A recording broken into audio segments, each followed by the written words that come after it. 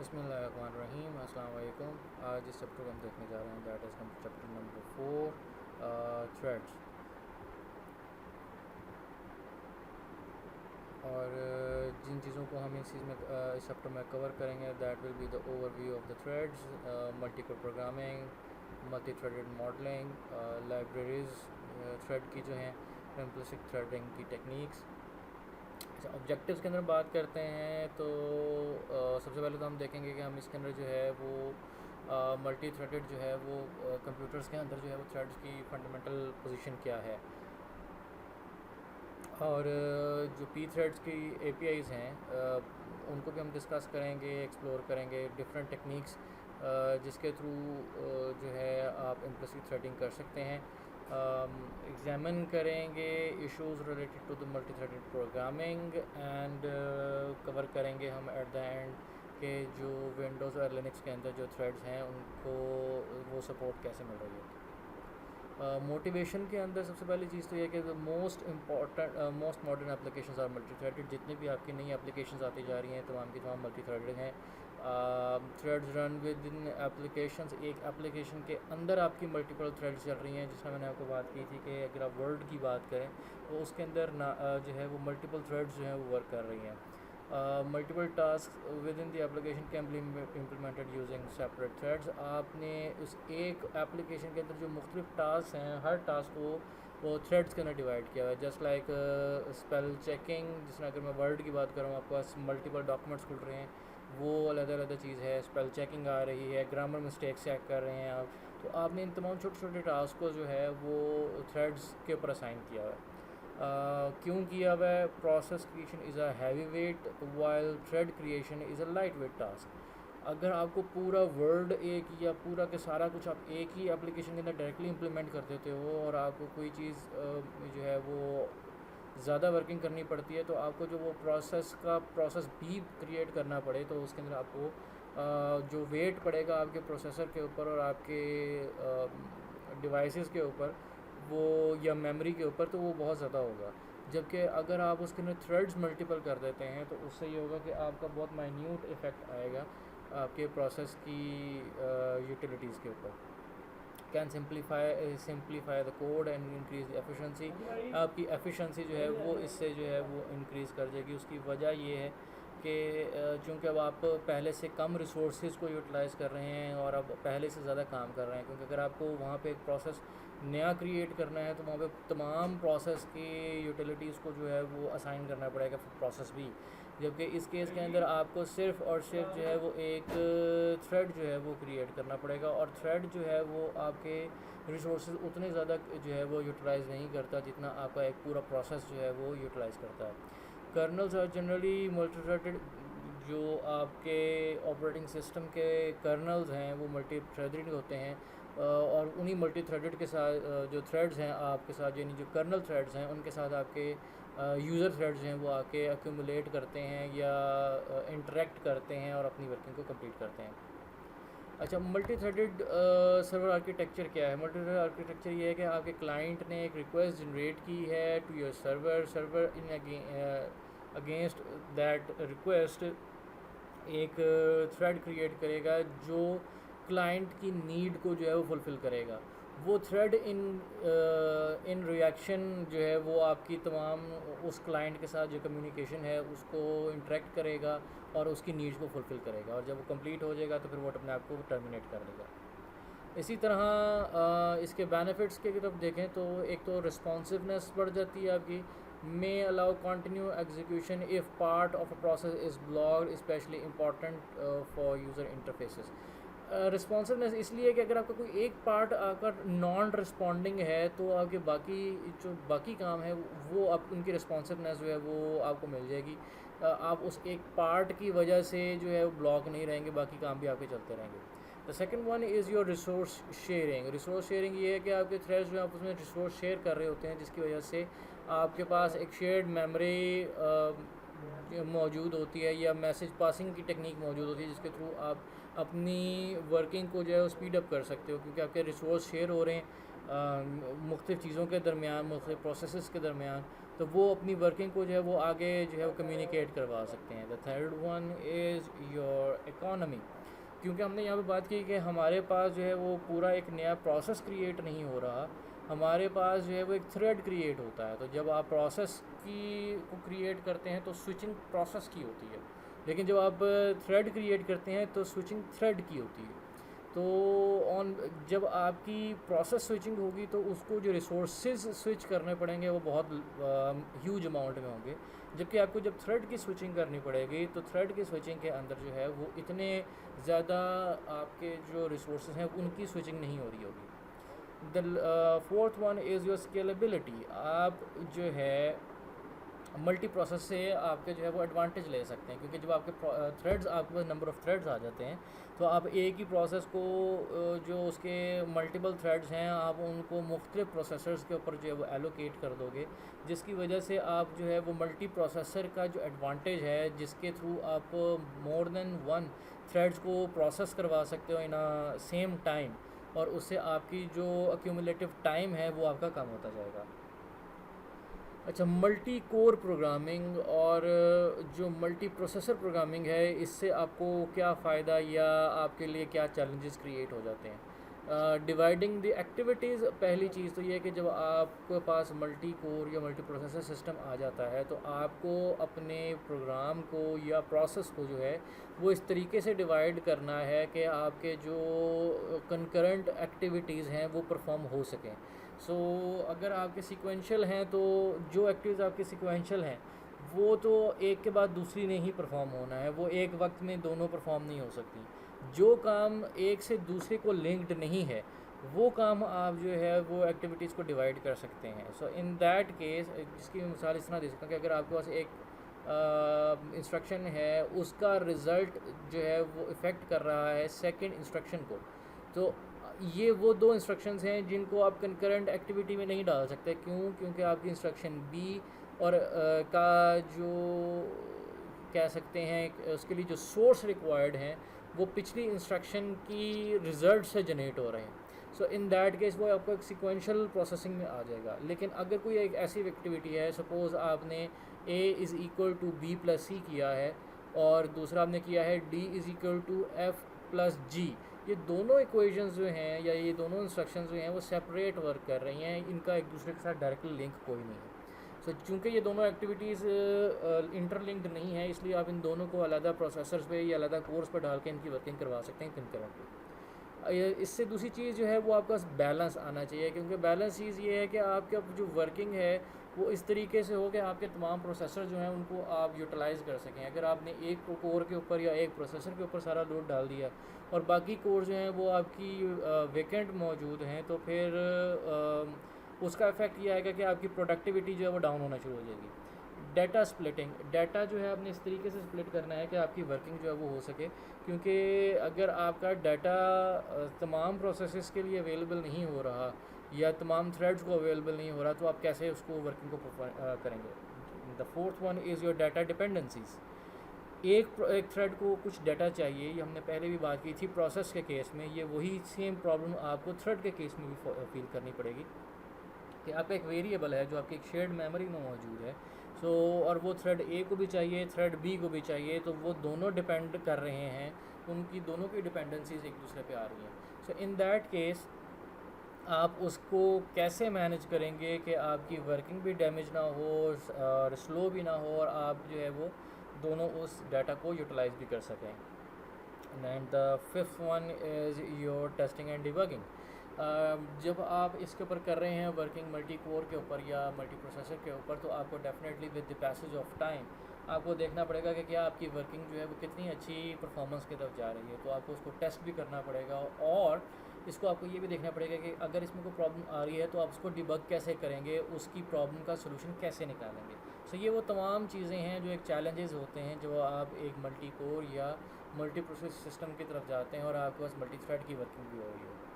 So the next one is your parallelism. Parallelism हमने बात की कि आप जो है implies a system can perform more than one task simultaneously, आप बहुत सारे काम इकट्ठे कर रहे हों, ये एक आपकी जो थियोरी है of your parallelism. Where is the concurrent system क्या है जी, support more than one task making progress. Single processor और कोर यानी आप एक प्रोसेसर के ऊपर जो काम कर रहे हैं, एक प्रोसेसर के ऊपर ज़्यादा काम कर रहे हैं, उसका क्या होगा। और पैरेललिज्म ये है कि आप मल्टीपल किस तरह जा रहे हैं, ये आगे प्रोसेस आपको फिगर से जाके नेक्स्ट आपको स्लाइड में आपको एक्सप्लेन करते हैं। टाइप्स ऑफ पैरेललिज्म क्या है, एक तो हो गई आपके पास डाटा पैरेललिज्म और दूसरी आपके पास आ गई टास्क पैरेललिज्म। डाटा पैरेललिज्म ये है कि distribute a subset of the same data across the multiple course, same operations on each. यानी आपने अपने जो डाटा है जिसके ऊपर आपके मल्टीपल ऑपरेशंस होने हैं, आपने उस डाटा को डिस्ट्रीब्यूट कर दिया है छोटे छोटे चंक्स में बना के। जबकि टास्क पैरेललिज्म ये है कि आपने डिस्ट्रीब्यूट कर दिया है थ्रेड्स के ऊपर जो है उनके ऑपरेशंस। यानी अगर हर एक के ऑपरेशन के लिए आपने एक अलग जो है वो थ्रेड एलोकेट कर दिया। अगर आपने सपोज एडिशन करनी है तो आप एक थ्रेड के पास चले जाएँ, सब्ट्रैक्शन करनी है तो दूसरे थ्रेड पे चले जाएँ। So this kind of behaviour. As number of threads grow, so does the architectural support for threading. CPU have cores as well as hardware threading। सही हमें पहले भी मालूम है कि आपके पास अब चूँकि multiple processors and multiple core systems आ गए हैं और हर कोर के ऊपर आगे हमारे पास हार्डवेयर थ्रेड्स भी मौजूद हैं। इन हार्डवेयर थ्रेड्स के साथ जो है इंगेज करते हैं आपके यूज़र थ्रेड्स और उनके आगे आपके जो है वो एप्लीकेशंस के जो थ्रेड्स हैं वो काम कर रहे होते हैं। सो यहाँ पे हम एग्जांपल दे रहे हैं स्पार्क T4 की, जिसकी 8 कोर्स हैं और जो है हर कोर के ऊपर जो है वो 8 जो थ्रेड्स हैं वो वर्क कर रहे हैं। So that means 8 multiply by 8। सो ये आपके पास नंबर ऑफ़ थ्रेड्स हैं जो आपके सिस्टम पे जो है वो स्पार्क T4 की जो है वो टोटल रन कर रहे हैं। अच्छा, हम बात कर रहे थे कंकरेंसी की और पैरेललिज्म की। तो यहाँ से आप देख सकते हैं पैरेललिज्म ये है कि आपके पास मल्टीपल कोर्स हैं, उनके ऊपर आपके जो है वो डाटा डिस्ट्रीब्यूट हुआ हुआ है। T1 आपने एक कोर को दिया हुआ है और T2 दूसरे को दिया हुआ है। जबकि आप कंकरेंसी की बात करते हैं तो यहाँ पे आपकी जो है वो स्विचिंग हो रही है एक के ऊपर जो आपकी, यानी सिंगल प्रोसेसर के ऊपर जो आपकी स्विचिंग हो रही है। आपने एक जो प्रोसेसर है या एक कोर के ऊपर जो आप स्विचिंग करवा रहे हैं from one task to another task, तो ये आप कंकरेंट वर्किंग कर रहे हैं एक सिंगल कोर पे। और पैरेलल के अंदर है कि आपने 2 टास्क 2 अलग कोर्स के ऊपर दे दिए। लेकिन अगर आप यहाँ पे देखेंगे तो पैरेललिज्म में भी आपको नज़र आएगा कि 2 टास्क आपने 2 कोर्स को दे दिए हैं, लेकिन फॉर अ सिंगल कोर आपके पास जो है वो कंकरेंसी T1 T3 फिर T1 और T3 पे चल रही है। लेकिन दोनों में अब आपको फ़र्क ये नज़र आ रहा है कि जब आप कंकरेंट में थे तो आपके पास सिंगल कोर के ऊपर 4 टास्क चल रहे थे, लेकिन पैरेललिज्म के अंदर आपके पास एक कोर पे 2 और दूसरी कोर पे 2। सो दैट मीन्स आपका जो एक कोर के ऊपर जो लोड है वो आपने हाफ कर दिया। जब हम सिंगल थ्रेड और मल्टी थ्रेड प्रोसेसेस की बात करते हैं तो आपको नज़र आएगा ये चीज़ें तो आपको कॉमन नज़र आएंगी फॉर एवरी प्रोसेस। लेकिन आपके पास जिस तरह थ्रेड्स इंक्रीज़ करते जाएंगे तो आप यहाँ पे देखेंगे कि आपके पास जो है वो कोड, डाटा और फाइल्स वो तो कॉमन नज़र आ रहा है, लेकिन हर एक का स्टैक और रजिस्टर हर थ्रेड के लिए आपने सेपरेट एलोकेट कर दिया। उसकी वजह यह है कि हर एक थ्रेड को जो है वो अपनी वैल्यूज़ रखने के लिए और अपना डाटा स्विच कराने के लिए स्पेस रिक्वायर्ड है। सो सिंगल थ्रेड के अंदर आपके पास जो है वो, क्योंकि सिंगल थ्रेड चल रही होती है तो आपका जो फिक्स्ड हेड है वो ज़्यादा बन जाता है अगर आपने एक और जो है वो प्रोसेस को इनिशिएट करना हो। जबकि अगर आप देखें कि मल्टी थ्रेड के अंदर आप देखें कि यहाँ पे 3 चूँकि थ्रेड्स रन कर रहे हैं और अगर मैं इसके अगेंस्ट में रन करूँगा सिंगल थ्रेडेड के 3 प्रोसेसेस, तो आपको नज़र आएगा कि तीनों के लिए मुझे कोड, डाटा और फाइल्स अलग-अलग एलोकेट करनी पड़ेंगी। सो दैट मीन्स एक ओवरहेड बहुत बड़ा बन जाएगा, जिससे आप फ़ायदा उठाते हैं मल्टी थ्रेडेड का कि अब आपका चूँकि मल्टी थ्रेडेड सिस्टम है तो कोड, डाटा और फाइल्स तीनों के लिए कॉमन है। सिर्फ स्टैक और रजिस्टर्स जो हैं वो आपने जो है वो थ्रेड स्पेसिफाई कर दिए हैं। अच्छा, अब आपकी जो परफॉर्मेंस है जो आपको गेन होगी उसके लिए आपके पास एक लॉ है, एम्डल्स लॉ। ये आपको स्पेसिफाई करता है कि कितनी आपकी आप इससे अपनी जो है एफिशिएंसी इंक्रीज़ कितनी हो सकती है आगे सिस्टम की, वो आपको यहाँ बताता है। जिसमें अगर आप यहाँ पे आप देखेंगे आपका सिस्टम की स्पीड अप कितनी है तो वो आपको नज़र आएगा कि आपका सीरियल पोर्शन आपकी प्रोग्रामिंग का कितना है और आपके पास नंबर ऑफ़ कोर्स कितने हैं। So as n approaches to infinity the speed up approaches to 1/s। ये है जी इसके रूल के मुताबिक so you can say that के अगर that is if application is 75% parallel and 25% serial moving from 1 to 2 core, आपकी जो स्पीड अप है वो 1.6 टाइम्स आपकी जो है वो इंक्रीज़ कर जाएगी। सो सिंपल आपने है कि सिंपल अगर आपका पैरेललिज्म अगर आपकी बढ़ जाती है 75% पे रहती है और 25% आपकी जो है सीरियलिज्म है, सिर्फ एक कोर इंक्रीज़ करने से जो आपकी स्पीड के अंदर गेन है वो 1.6 टाइम्स इंक्रीज़ कर जाता है। सो ये चीज़ समझने की बात है यहाँ पे कि आपका जो कितना आपको जो है वो फ़ायदा मिलता है इसके अंदर। अच्छा, इसके बाद हम बात करते हैं यूज़र थ्रेड्स की और कर्नल थ्रेड्स की। यूज़र थ्रेड्स वो हैं जो यूज़र इनिशिएट कर रहे होते हैं, जो कर्नल थ्रेड हैं वो हैं जो आपके कर्नल सपोर्ट कर रहा है। जो यूज़र साइड पे मैनेजमेंट के लिए हमारे पास लाइब्रेरीज़ मौजूद हैं, इनके लिए उनमें पी थ्रेड लाइब्रेरी हो गई, पॉजिक्स की जो है, और दूसरी आपके पास आ जाती है विंडोज़ की, and third one is your Java threading. जबकि कर्नल थ्रेडिंग जो है वो आपके पास जो है वो कर्नल या ऑपरेटिंग सिस्टम बेस के ऊपर जो है वो मौजूद होती है, और ये आपको जो है वो ऑपरेटिंग सिस्टम लेवल के ऊपर जो है वो यानी वहाँ से वो सपोर्ट प्रोवाइड कर रहे होते हैं। इसके अंदर आपको कौन कौन से मौजूद हैं, ये इसमें आपके तकरीबन सारी मौजूद आ जाते हैं। Operating system Windows, Solaris, Linux, Unix and Mac operating system, ये तमाम जो हैं इनके अंदर जो है वो कर्नल थ्रेड जो हैं अब अवेलेबल होती हैं।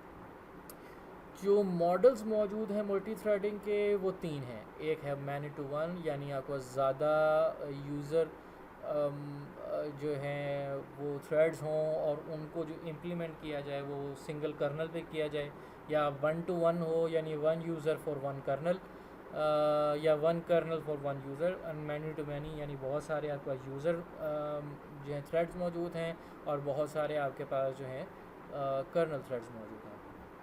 So many to one model से हमने बात की कि बहुत सारे यूज़र थ्रेड हैं वो आपके एक ही कर्नल के ऊपर आके इम्प्लीमेंट हो रहे हैं, लेकिन एक ही वक्त में उसको जो एंटरटेन होगा यूज़र थ्रेड को, वो एक यूज़र थ्रेड को जो है वो कर्नल जो थ्रेड वो एंटरटेन कर सकेगा। इसकी जो एग्जांपल्स हैं वो आपके सोलारिस और GNU पोर्टेबल थ्रेड्स हैं। अच्छा, इसी तरह 1 to 1 के अंदर हम बात करते हैं तो हर यूज़र थ्रेड के लिए एक सेपरेट कर्नल थ्रेड मौजूद है। ये जो मॉडल है ये आपका लिनक्स और विंडोज़ के अंदर एंड सोलारिस की 9 वर्जन एंड अबव के अंदर जो है इम्प्लीमेंटेड है। इसी तरह जो थर्ड मॉडल है that is your many to many model. इसके अंदर आपके पास एक जो है वो बहुत सारे कर्नल मौजूद हैं और हर कर्नल के पास अपॉर्चुनिटी मौजूद है, हर यूज़र जो है वो किसी भी कर्नल के साथ जो है कर सकता है। So that means allow many user level threads to be mapped to many kernels, allow the operating system to create a sufficient number of kernel threads, इतने हों कि उसके अंदर से वो किसी के साथ भी वो जाके engage हो जाते हैं। अच्छा, इसके बाद हमारे पास जो थोड़ा सा और मॉडल हमारे पास आ जाता है that is your 2 level model. इसमें 2 लेवल मॉडल ये है कि ये दोनों चीज़ें आपके पास मौजूद हैं similar to many except that it allows a user thread to be bound to a kernel thread. आपके पास मैनी टू मैनी का मॉडल तो मौजूद है, लेकिन वो आपको बाउंड करता है कि आपने कौन से थ्रेड के ऊपर जाके आपने वर्किंग करनी है। सो ये आपने 1 to 1 और मैनी टू मैनी का जो है ना एक हाइब्रिड सा मॉडल क्रिएट किया हुआ है। ये जिनके अंदर था वो थे आपके आयरिक्स UX operating system, 264 Unix and Solaris 8 and earlier. ये मेरे ख्याल से अब आपके जो ये वाले ऑपरेटिंग सिस्टम अब ये ऑपरेशनल इतने ज़्यादा नहीं रहे, ये मेरे ख्याल से अब नापैद हो चुके हैं, या कह सकते हैं आपके ओल्ड वर्जन्स हो गए। ये ओल्ड वर्जन्स का तरीक़ेकार था। अच्छा, थ्रेड लाइब्रेरीज़। अब थ्रेड लाइब्रेरीज़ का काम क्या है? Thread libraries provide programmer with API for creating and managing threads. ये आपको जो लाइब्रेरीज़ हैं ये आपको वो इन्वायरमेंट प्रोवाइड कर रही होती हैं जिसके अंदर जो है आपकी APIs जो हैं वो एप्लीकेशंस जो हैं वो थ्रेड्स को क्रिएट भी कर सकें और उनको हम मैनेज भी कर सकें। 2 तरीक़ेकार हैं इनको इम्प्लीमेंट करने के। The one is library entirely in user space. आपकी यूज़र स्पेस के अंदर एक लाइब्रेरी मौजूद हो जो कि इनकी क्रिएशन और मैनेजमेंट को देख सके। जो दूसरी इम्प्लीमेंटेशन का तरीक़ेकार है दैट इज़ के कर्नल लेवल के ऊपर जो है वो लाइब्रेरी की जाए जो कि आपका ऑपरेटिंग सिस्टम उसको सपोर्ट करता हो। P threads may be provided either as a user level और a kernel level। ये दोनों तरीक़ेकार से मौजूद है, ये सपोर्ट करती है यूज़र लेवल पे भी और कर्नल लेवल पे भी। जो स्टैंडर्डाइज्ड इसका स्टैंडर्ड है वो है IEEE 1003.1C, जो कि आपको बताता है कि थ्रेड को सिंक्रोनाइज़ और क्रिएट कैसे किया जाता है।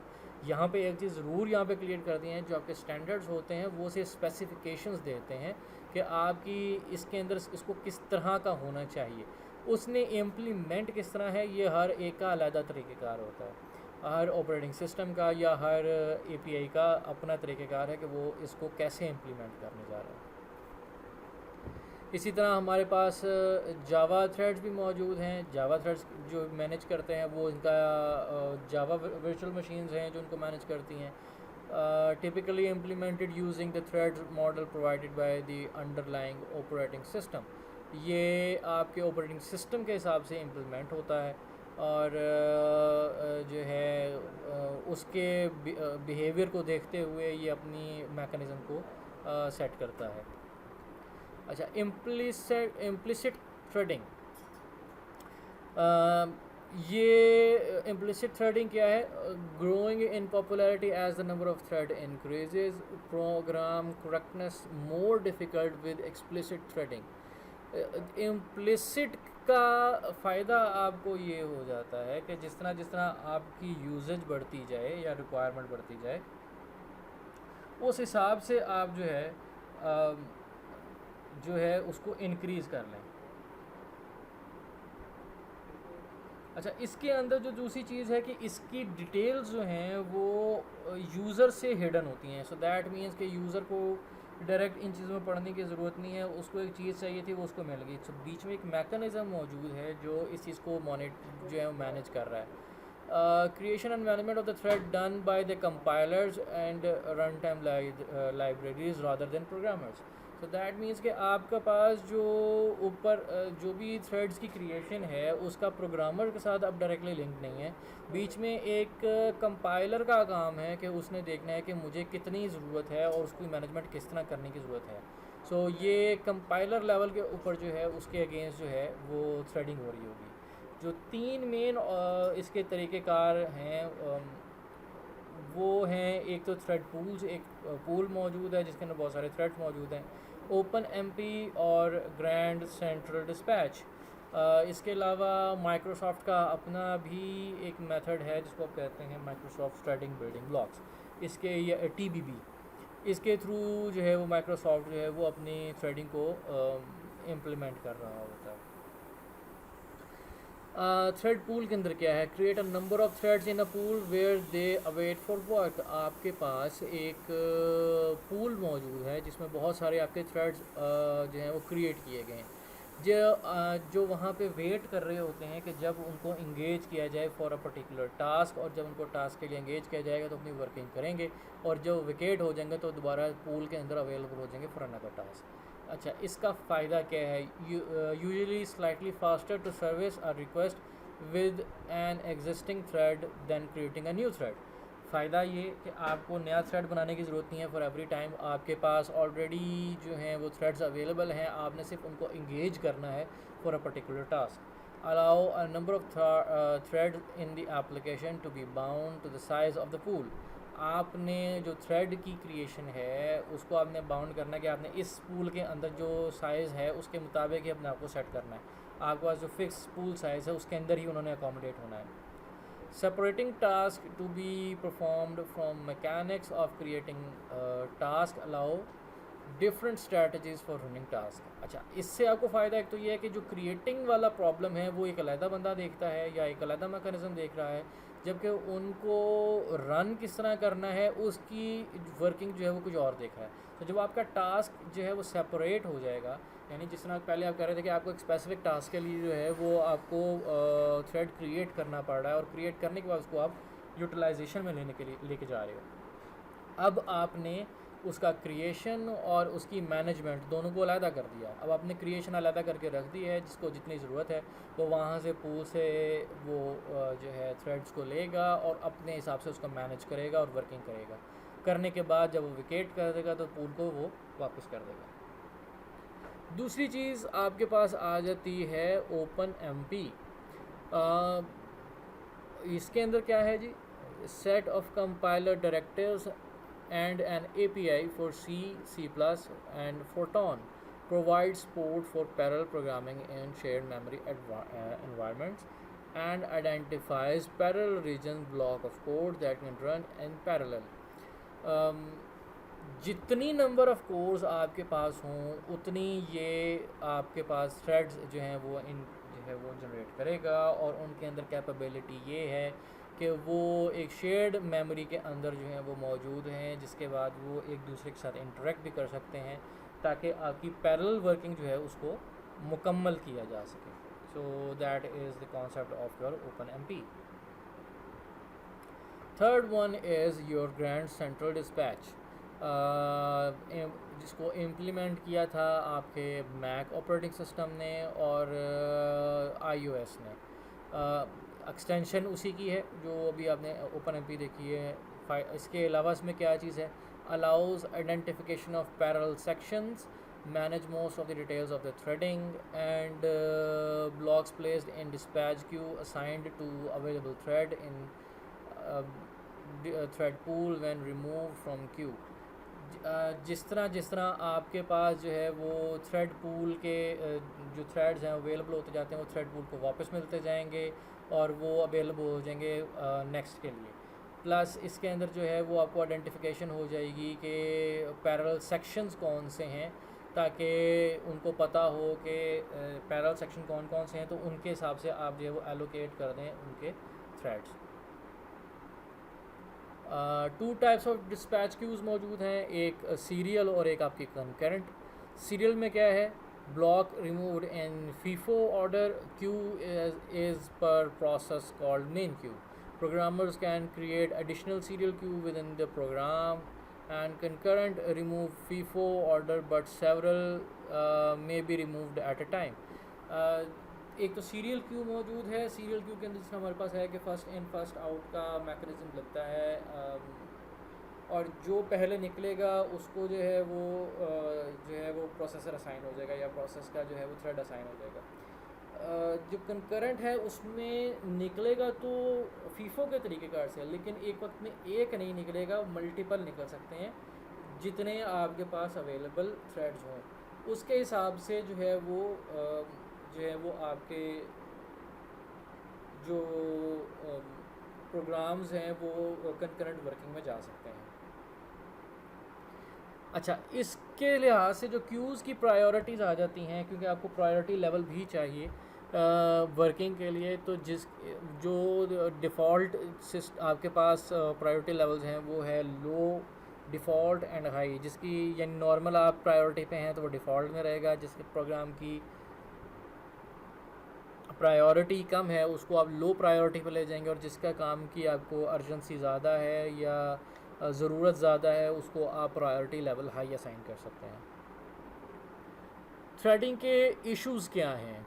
इसके जो इश्यूज़ हैं, एक तो उनको इनिशिएट करना और एग्जीक्यूट करना, नंबर 2 उनकी सिग्नलिंग को हैंडल करना कि आप उनको हैंडल कैसे करोगे, और आपने जो थ्रेड इशू किए हैं उनकी कैंसलेशन किस तरह है, नंबर 3 थ्रेड की स्टोरेज कैसे होगी, नंबर 4 आपने उनको स्केड्यूल वे में एक्टिवेट कैसे करना है। जब आप उसकी बात करते हैं कि उसको इनिशिएट कैसे होना और एग्जीक्यूशन कैसे करना है, तो उनकी सिस्टम कॉल्स आप कैसे इनिशिएट करेंगे। हैंडलिंग के अंदर प्रॉब्लम ये है कि आप उसको सिंक्रोनस रखेंगे या एसिंक्रोनस रखेंगे। थर्ड वन इज़ कि आप जो है उसकी कैंसलेशन किस तरीके से करेंगे। एक कैंसलेशन से मुराद यहाँ पे खाली एंडिंग नहीं है, एंडिंग से मुराद ये कि आपकी वर्किंग हो गई, अब आपने जब एग्ज़िट कर दिया तो आपने वापस कर दिया। तो सेकंड वन इज़ कि आपके पास जो आपने उसको इनिशिएट किया, आपने थ्रेड को इनिशिएट किया, आपने वर्किंग स्टार्ट की, लेकिन उसकी वर्किंग को ख़त्म होने से पहले ही आपको उस प्रोसेस को एंड करने की ज़रूरत है, क्योंकि अब आपको उसके वर्किंग की मज़ीद ज़रूरत नहीं है, तो आप उसको एंड कैसे करेंगे? सो ये वो तमाम इश्यूज़ हैं जो कि आपको थ्रेड के साथ अफिलिएट होते हैं। सबसे पहले देखते हैं उसकी इनिशिएशन और execution. Does fork duplicate only the calling thread और ऑल द थ्रेड्स? क्या जब आप फोर्क को इनिशिएट करेंगे तो आपका सिर्फ एक स्पेसिफिक थ्रेड जो है वो इनिशिएट होगा, या जितने भी उस प्रोसेस के अंदर थ्रेड्स मौजूद हैं वो तमाम के तमाम इनिशिएट हो जाएंगे? तो इसको आप कैसे डील करेंगे? And the second one problem was execution usually work as normal replace the running process including all the threads. जब आप एग्जीक्यूशन में जाएंगे तो जितने भी आपके थ्रेड्स जनरेट हुए हैं फॉक के केस में, क्या वो तमाम के तमाम जो हैं वो रनिंग में चले जाएंगे या स्पेसिफिक कुछ रनिंग में जाएंगे? उनको आप डिफरेंशिएट कैसे करेंगे? Signal handling. सिग्नल हैंडलिंग में ये है, signals are used in Unix system to notify a process that a particular event has occurred. हमने बात की अक्सर औकात के हमारे पास जो है वो 3 किस्म की बसेस मौजूद होती हैं। डाटा बस मौजूद होती है, एड्रेस बस मौजूद होती है, एक सिग्नल बस भी मौजूद होती है। डाटा बस का काम ये होता है कि डाटा को ट्रांसपोर्ट करना from one point two another. Address bus का काम है कि वो एड्रेस बताता है कि जहाँ से डाटा उठाना है या जहाँ पर डाटा रखना है। Third one is your signal या कंट्रोल बस। कंट्रोल बसेस के अंदर आपने सिग्नल ही देनी है कि आपको एक स्पेसिफिक प्रॉब्लम रेज हो रही है या कोई आपने कंट्रोलिंग मैकेनिज़्म अप्लाई करना है, तो आप उसको कैसे करेंगे ताकि जब तक ये कम्युनिकेशन नहीं होगी आप चीज़ों को रेगुलेट नहीं कर सकते। सो आपके पास सिग्नल होंगे तो आप चीज़ों को रेगुलेट कर सकते हैं। तो सिग्नल हैंडल क्या काम करता है?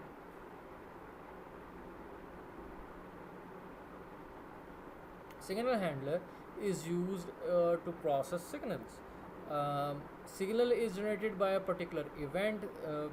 किस सिनेरियोज में कि एक पर्टिकुलर इवेंट अकर हुआ है, उसके अगेंस्ट आपका एक सिग्नल जनरेट हो गया है, तो आप उसको जब हैंडल करेंगे, signal is delivered to a process, एक प्रोसेस को सिग्नल जो है वो डिलीवर हुआ है, तब आपका ये हैंडलर जो है इनको हैंडल करेगा।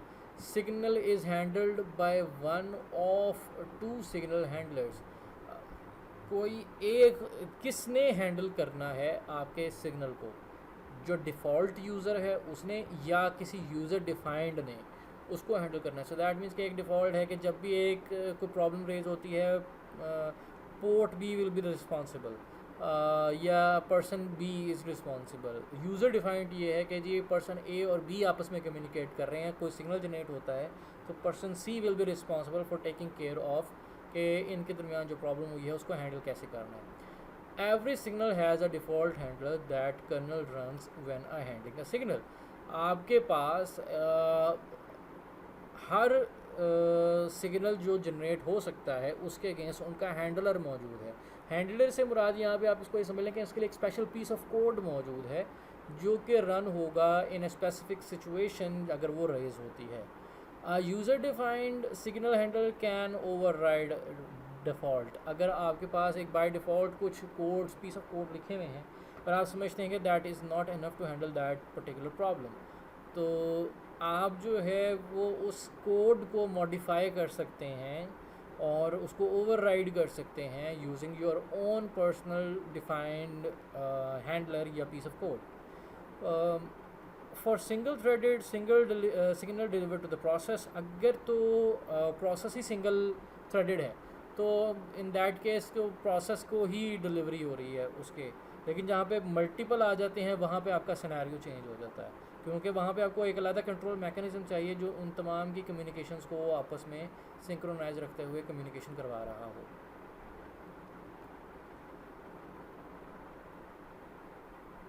जब बात आती है मल्टी थ्रेडिंग की, जो हमने बात की, deliver the signal to the thread to which the signal applies. अब एक तरीके का अर्थ तो ये है कि सिग्नल जो है सिग्नल उसको मिलेगा जिसके साथ thread deliver the signal to the thread which to which the signal is applied, या तो जिसको आपने सिग्नल थ्रेड कहना चाहिए कि उसको सिग्नल मिलेगा जिसने जो है वो थ्रेड क्रिएशन की हुई है, जिसने सिग्नल जनरेट किया हुआ है, सॉरी।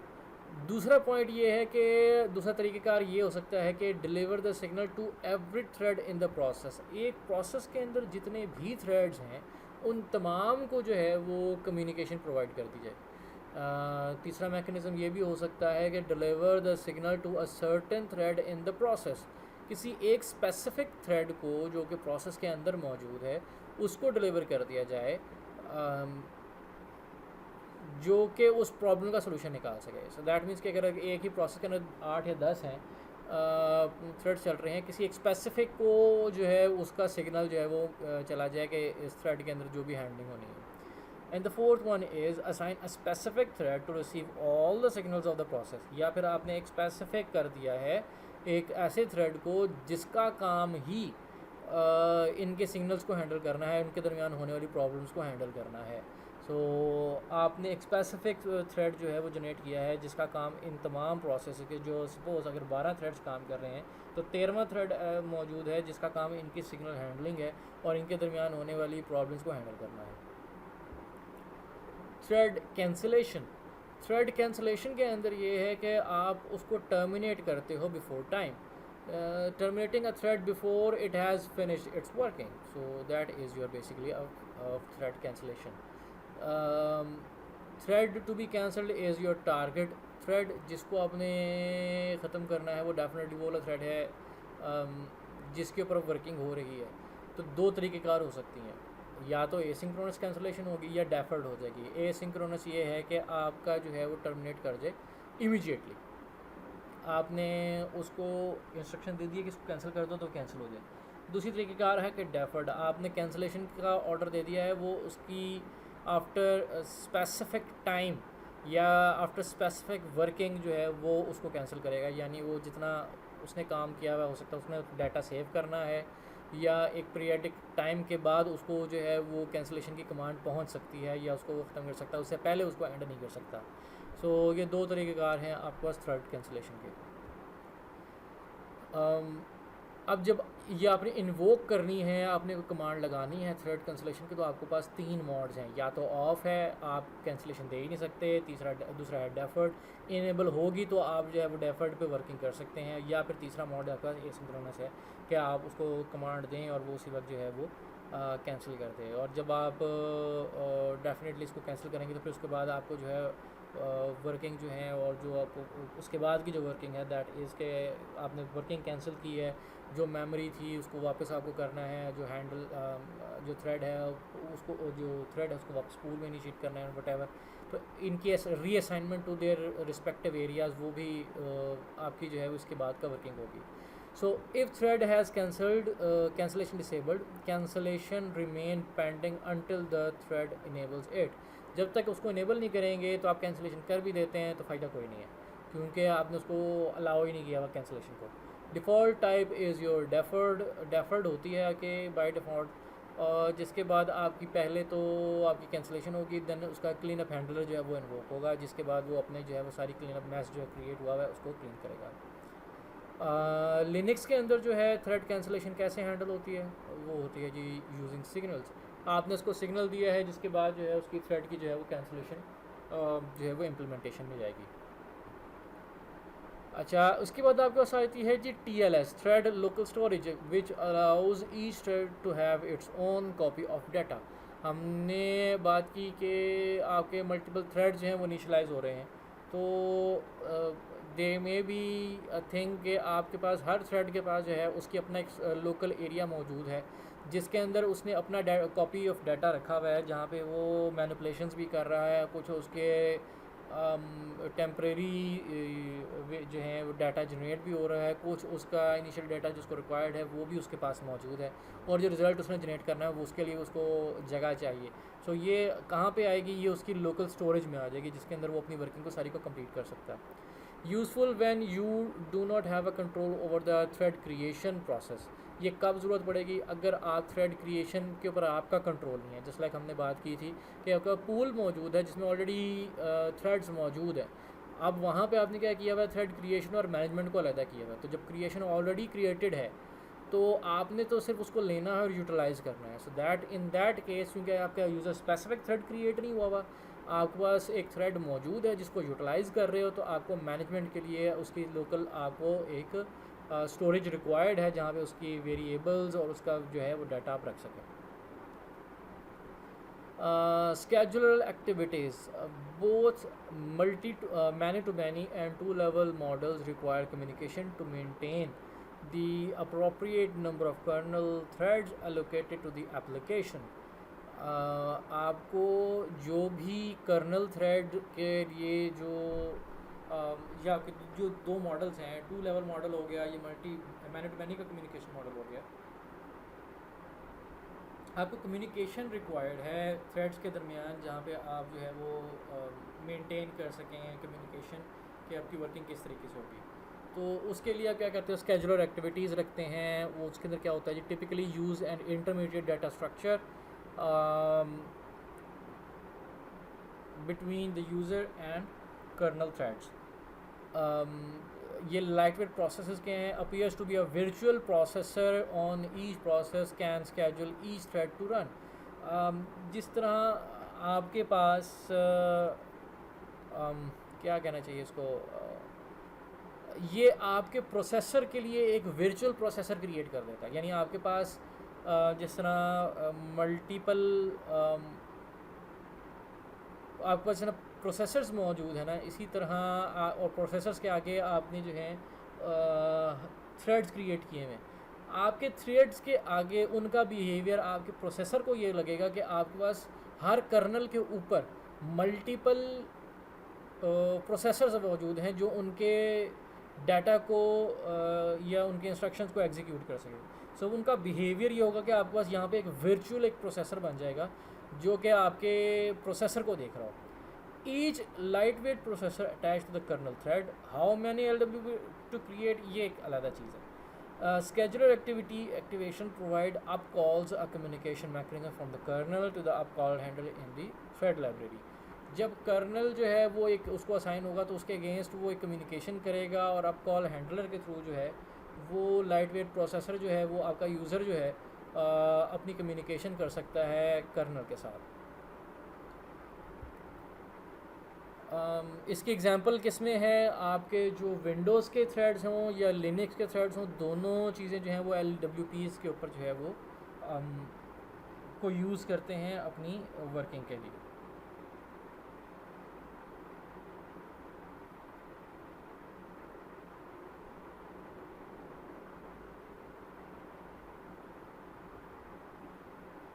अच्छा, अब बात आ रही है हमारे पास विंडोज़ के थ्रेड्स। जो विंडोज़ के थ्रेड्स हैं वो किस तरह इम्प्लीमेंटेड हैं। एक तो इनके इम्प्लीमेंटेशन हमारे पास जो है वो विंडोज़ 98, NT, 2000, XP, विंडोज़ 7 और अब मेरे ख्याल से अब आपके 8 चूँकि आ चुकी भी है, 8 और 10, उन दोनों के अंदर भी ये तकरीबन मौजूद हैं क्योंकि इनकी ओवरऑल फैमिली के अंदर जो है वो ये चीज़ इम्प्लीमेंटेड है। इम्प्लीमेंट कौन सा करते हैं, ये 1-to-1 की मैपिंग करते हैं कर्नल लेवल के ऊपर। और हर थ्रेड के साथ क्या चीज़ असाइंड है, एक थ्रेड का आईडी, रजिस्टर सेट जो कि प्रोसेसर की डिटेल्स को स्टोर कर सके और जो है प्रोसेसर की स्टेट, रजिस्टर का सेट जिसमें आपके डाटा वगैरह चीज़ें सारी चीज़ें मौजूद हैं। Separate user and kernel stacks for when thread runs in a user mode और कर्नल मोड, कि आपका जो है कब आप यूज़र मोड में काम कर रहे हो, कब कर्नल मोड में हैं, तो कर्नल मोड की डिटेल्स आप कर्नल मोड के जो है वो थ्रेड्स में रखेंगे और जो यूज़र मोड की डिटेल्स हैं वो यूज़र मोड में रखेंगे। इसी तरह आपके पास प्राइवेट डाटा स्टोरेज मौजूद है by run time libraries and dynamic link libraries. DLLs मौजूद हैं जो कि आपके जो है वो हर एक थ्रेड के लिए जो है वो प्राइवेट डाटा स्टोरेज जो है वो प्रोवाइड करती हैं जिसमें वो वर्किंग कर सकें। The register set and stacks and private story areas are known as the context of the thread. ये वो है जी जिस तरह आपका प्रोसेस का कॉन्टेक्स्ट होता है जिसके अंदर उसकी डिटेल्स मौजूद है, इसी तरह थ्रेड का भी कॉन्टेक्स्ट है। और जिस तरह आपका प्रोसेस का जो कॉन्टेक्स्ट स्विचिंग होती है, इसी तरह थ्रेड की भी कॉन्टेक्स्ट स्विचिंग होती है। अच्छा, the primary data structures of thread include E thread, के थ्रेड और TEB, ये तीन चीज़ें हैं जो विंडोज़ के अंदर हमारे पास थ्रेड्स के स्ट्रक्चर्स मौजूद हैं। Most upper one is your E thread, जो जिसको आप एग्जेक्टिव थ्रेड ब्लॉक कहते हैं।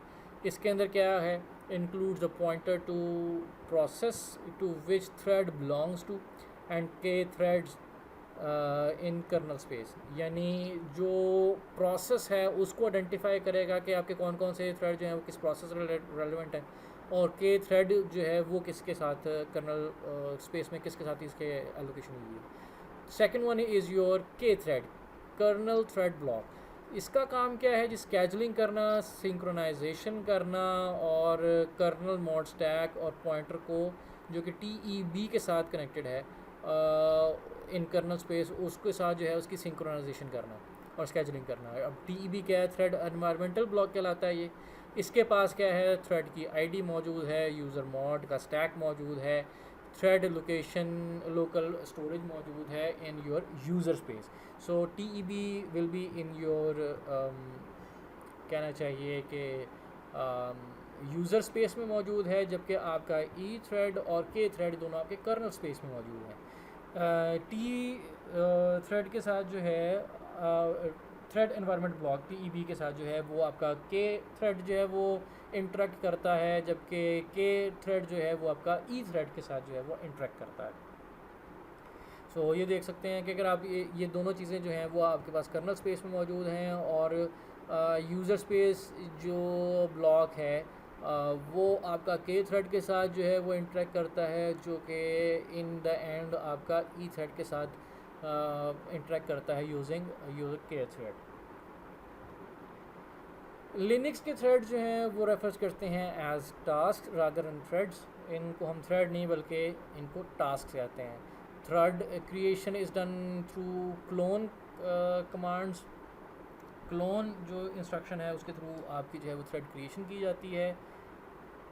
फ्लैग्स मौजूद हैं फॉर कंट्रोल सिग्नली या सिग्नल जो है वर्किंग के लिए, और जो आपका स्ट्रक्चर है टास्क, जो आपका स्ट्रक्चर है टास्क स्ट्रक्चर, वो पॉइंट करता है प्रोसेस के डाटा स्ट्रक्चर की तरफ।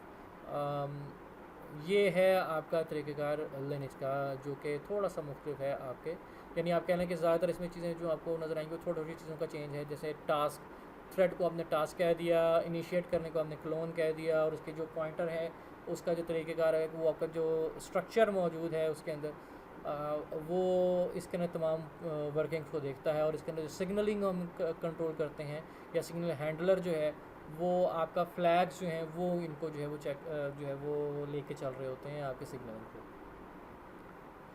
ये था जी आपका थ्रेड का चैप्टर। होपफुली आपको समझ आया होगा। इंशाल्लाह नेक्स्ट टाइम नेक्स्ट चैप्टर के साथ हाजिर होंगे। अल्लाह हाफिज़।